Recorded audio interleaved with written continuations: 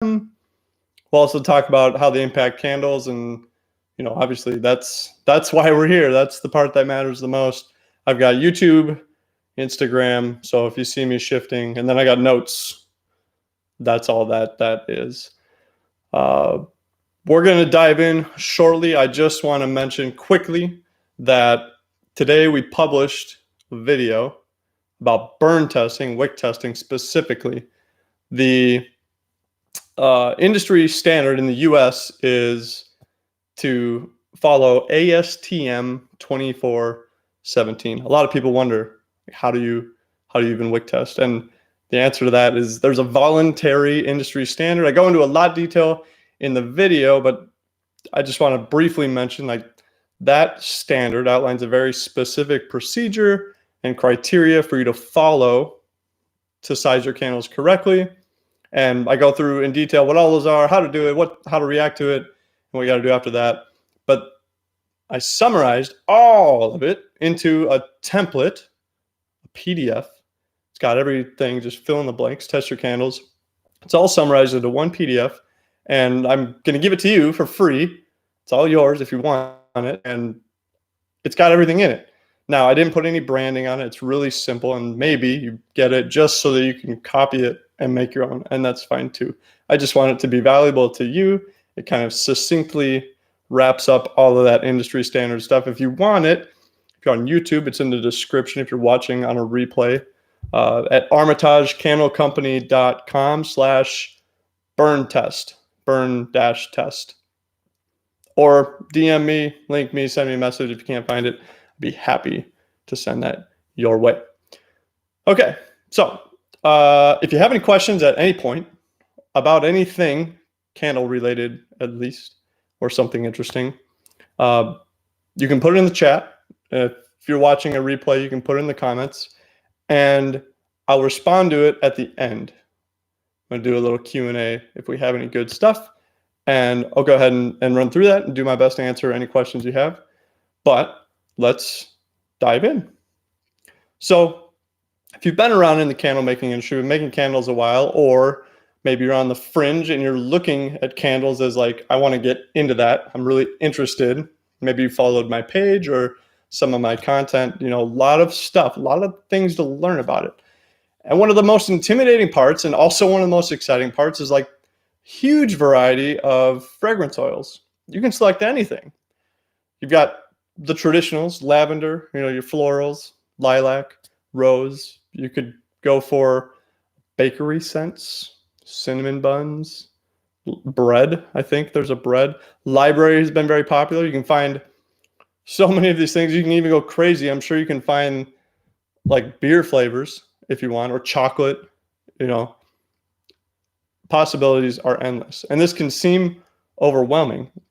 But the closer you get to that, maybe you're even blending your own fragrances, you're figuring out what notes go together, or perhaps you're really smart and you're actually creating your own fragrance from raw materials, from scratch, which I applaud you. It's something that I want to get into. I don't know anything about it. I know enough to be dangerous as an observer, but not enough about it.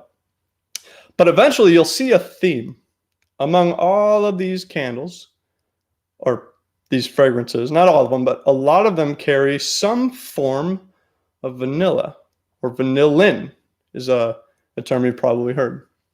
And vanillin is popular. Vanilla is popular. And if you haven't spent much time reading about it, you may be like, what the heck? What's the difference and why does it matter? Well, with the prevalence of vanilla, I just want to, like a few minutes before this, I went and looked it up.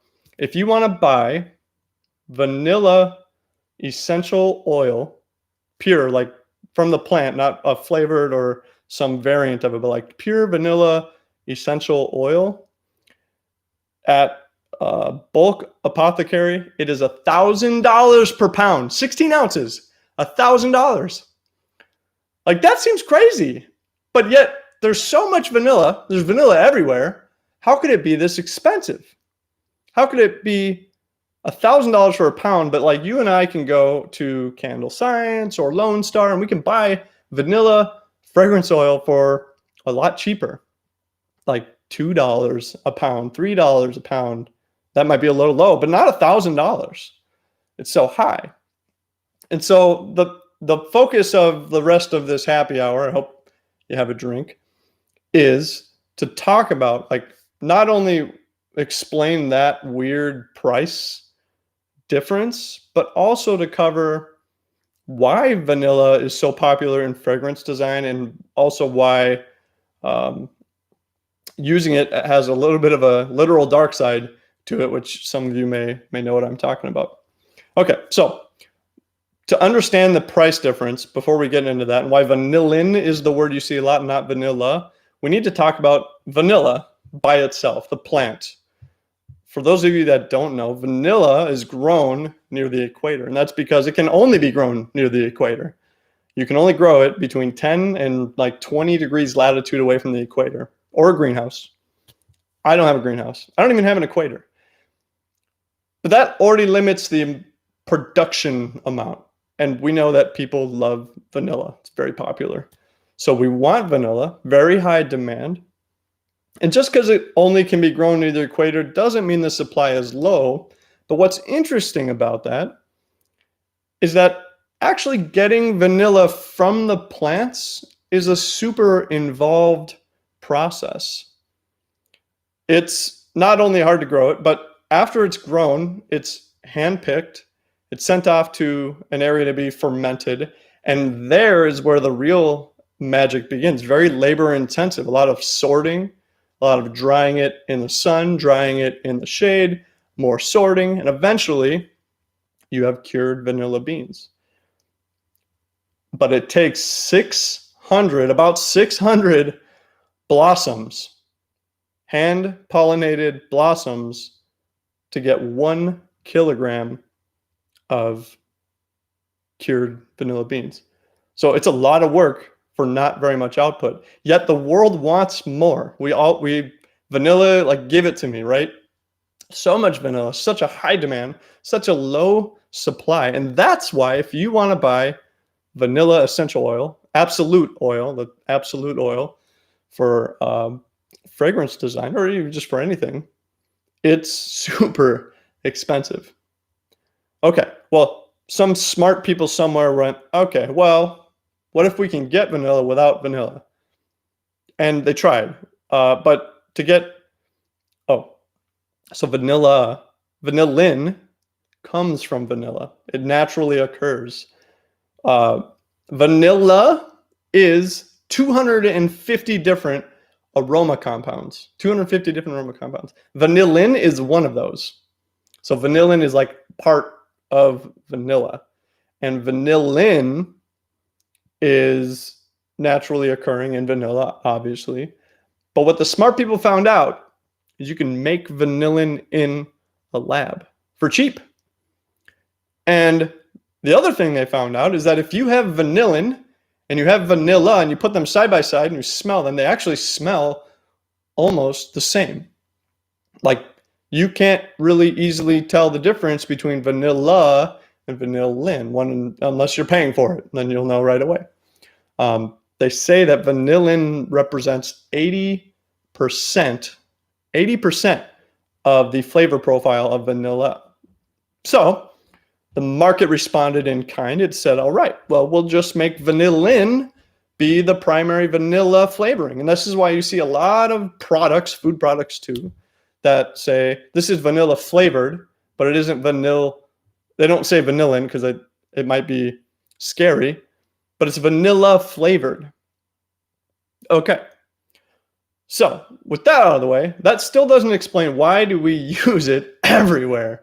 We know the demand is high, but let's talk about, let's kind of zoom in on the fragrance industry and why that is so prevalent in fragrance design and profiles. Like, vanilla is everywhere, kind of like I was mentioning. Well, there's two big reasons. The first is that vanillin plays well with others. As a scent, it complements so much more than it combats. You can mix vanilla, yeah, but you can mix vanillin with a lot of other flavors and it brings out the sweetness and it kind of enriches those tones, those notes in other flavors. So it plays well. But like the other side is like, we as humans, we like vanilla, the smell. And so it's pleasing to us in the first place, but it mixes well with others. And especially if you're trying to stand out and you're blending your own fragrance oils, you probably mixed around with some vanilla at some point. If you haven't, heavily recommend it. It does so well. You don't run into many issues. But the other side, number two, the reason vanilla and vanillin are used so much is the sciencey part. Now, let's talk about a fragrance. A fragrance is really characterized by 3 note types, and there can be a lot of compounds in each of those, but you've got, a lot of you know this, but you've got top notes, middle notes, and base notes. And top means they evaporate first. They have high volatility or low boiling point, sorry. And a base note, the very basey of the notes, has a higher boiling temperature, a lower volatility. It lasts the longest. In perfume, if you spray something on your skin or your clothes, the base notes last the longest. The top notes go first, and the middle notes, often called the heart notes, kind of represent the characteristic scent of that fragrance. Okay, so where does vanillin come into play? Well, often, I shouldn't say often, it's not like I do this, but it seems apparent that, chemically speaking, vanillin operates as what's called a fixative. And a fixative addresses the issue of when you put this great combination of notes together, but they evaporate all too quickly, or they don't agree that well. And that's because sometimes their volatility points are too separate. Well, a fixative, like vanillin, will enter into that mix, and it will kind of tell everybody to settle down and everybody to relax and everybody behave. Keep your evaporation to yourself. Let's all wait a little bit before we all fly off into the air. And so chemists and perfumists and fragrance engineers, I don't know if that's a job, they will take this fixative and they'll implement it in their designs. Not only for the first reason, which is that it just goes well as a scent and people like it. It brings out that sweetness and enriches flavors, but also because chemically speaking, it will keep everything behaving. And it makes that entire fragrance profile, top to bottom, top to base, last a lot longer. And so vanillin is used heavily in fragrance for that reason. Sometimes it's not even taking center stage. Sometimes you don't even know it's in there because it just works so darn well. But it could be, right? That's the great thing about it, is that you can take vanillin and make it the primary character in the fragrance story. You know, where's my list? French vanilla, vanilla chestnut, cinnamon, and vanilla, right? The list goes on where vanilla is featured primarily. But there's a lot of other fragrances too that don't feature vanilla, but it is, if you look at the profile of the notes, it's a base note or sometimes a middle note if there's basier notes in it, whatever that means. But it just works so dang well. So that's why we see it so much. And that feeds into the greater demand for vanilla. So vanillin. Okay, now let's talk about candles. Like, that's what we all do. That's why we're here. So candles use fragrance oils, duh. But the dark side of vanillin, the literal dark side, is that it can discolor your fragrance. And it's cosmetic, mostly. It's cosmetic. And it will take what is a white or off-white candle and potentially oxidize. So what do I mean? If you use enough vanillin and then you enter into this situation, and I'll describe that in a second, it'll change your candle tone from whatever color it is, and it'll put a hue, and it's usually not nicely concentrated around. It's usually like one spot or one area, and it'll make it beige or dark brown. And that can really put a damper on what you're trying to go for sometimes in your product displays or just your candle appearances. And this happens because vanillin, the ingredient, will oxidize when it comes into contact with air and light. With air, I believe it's literal oxygen that causes the oxidation. And with light, it's UV causing photodegradation on the substance. And so unfortunately, this will cause a discoloration. So what can we do about that? Well, if you're really concerned about it and you want to make sure you don't ever have to deal with it, you can just keep your vanillin content to a minimum amount. And that can be really helpful because a lot of suppliers, not all of them, but a lot of suppliers will list the vanillin content. And this allows you to make a decision. And they purposefully list the vanillin. They don't list everything, but they'll list vanillin because of its impact. And we know that it impacts. If you make soaps, you're probably really aware of this too, because my understanding, I don't make soaps, but my understanding is that the impact on soaps is even greater than in waxes. And I think it has something to do with oil, water, but whatever.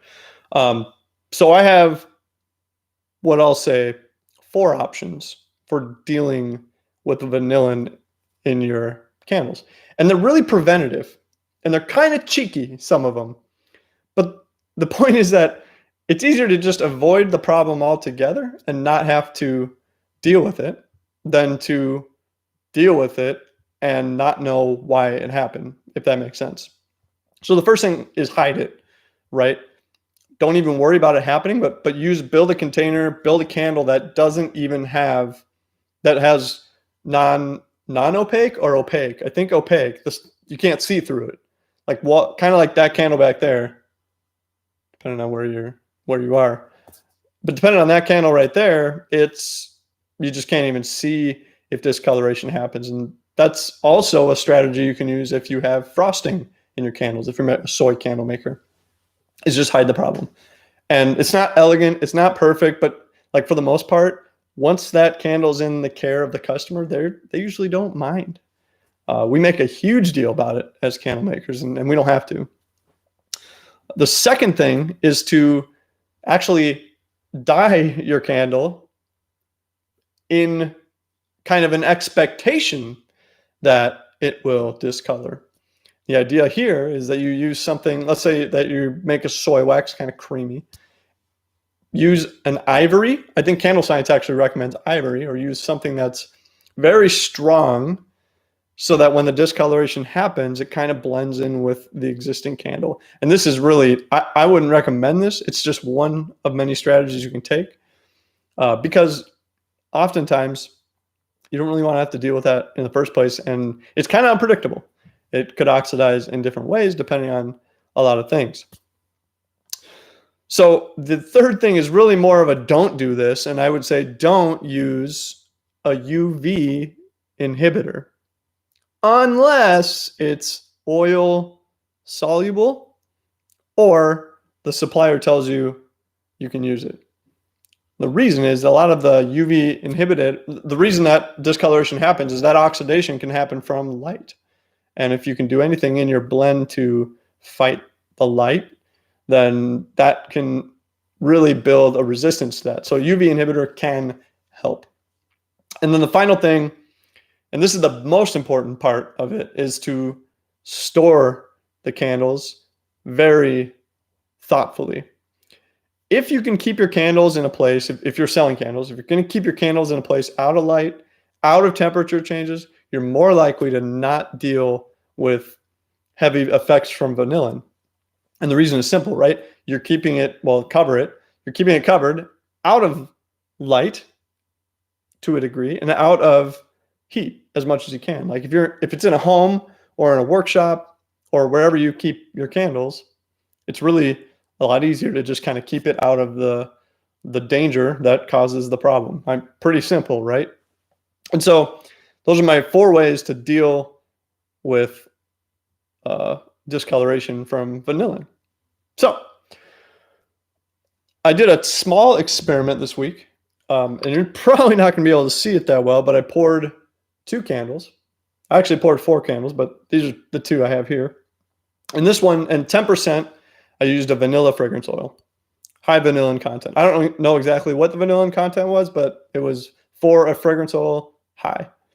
And this one I kept inside in the dark in a relatively temperature controlled area. And this one I just put outside right in the light. I kept the lid on, but I put it outside. And you're probably not going to be able to tell, but here's the inside one. Sorry, 2 cameras here. And here's the outside one.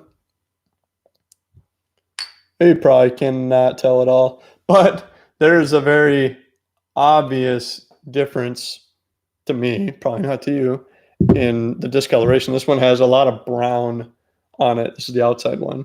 And that was 4 days. That wasn't even that long, right? Just sitting out there, exposed to temperature changes, exposed to UV light.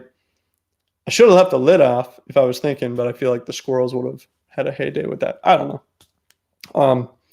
But vanillin is real. It does impact your candles. I've had it happen in other candles, but I figure I'll just make a small batch for demonstration purposes.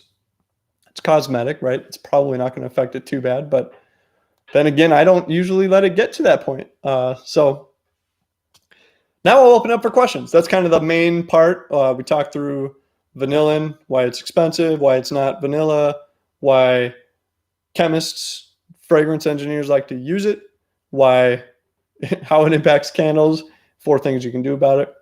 And now, if you have any questions, I'd love to answer them. Look at the chats here.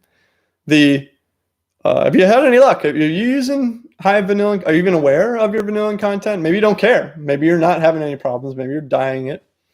Or maybe you've struggled with it in the past and you had an episode or 2 and you've kind of built a new strategy. I'd love to hear about that too. If you're watching the replay, you can leave a comment below. Those of you that are live, happy to answer any questions that you may have. If you haven't downloaded it already, I took in the US, the voluntary industry standard for burn testing, the very clear procedures and criteria that you need to pass in order to say you've met the industry standard. It's not a law, it's not required, but these standards comes right from ASTM 2417. And it's free on my website. Not the standard, but a burn test template that encapsulates all of those requirements, all those procedures. It's just fill in the blank. You just print one off for your testing for every candle, or you can just download it from me for free and then make your own with it. And that wouldn't bother me a lick. I just want to give it to you so that you have it. If you visit the website, it's at armitagecandlecompany.com/burn test, burn-test technically. Or just if you're on YouTube, you can check out the link in the description. Doesn't look like we have any questions right now, but if anything comes up, just shout out, let me know. Thank you for joining. I hope you all have a great, wonderful week. Make some beautiful candles and let me know how all of that goes. And I'll see you next week if you join. Bye now.